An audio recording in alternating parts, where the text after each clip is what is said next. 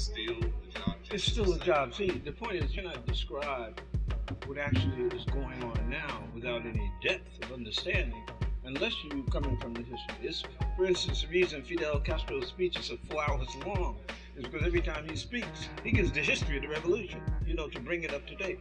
But the point is that you don't actually have to do that, but you have to keep the, you have to describe current life based on how it got to be that way.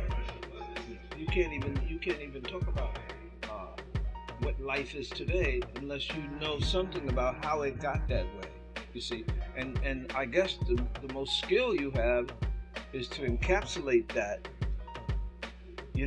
what it is and how it got to be that way in, a small kind of space. You know what I mean? To say all of that, and that's a skill that one learns, by doing anything.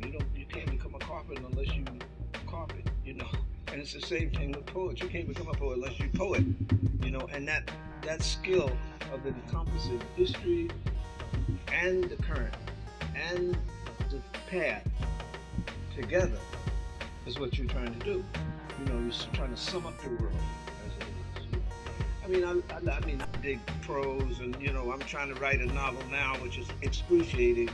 But the point is that the poet, as far as I'm concerned, being, I guess, a poet chauvinist, is that the poet tries to sum that up, like lightning, literally, like that. Like the guy, the Billy the Kid. I always talk about the Billy the Kid aesthetic when, Billy the Kid is walking down the street, and his nephew asks him, "Make me a whistle, Billy, out of those reeds," and he bam, and he shoots it. And so the little boy said, "How you shoot that without aiming?" He said, "I'm always aiming."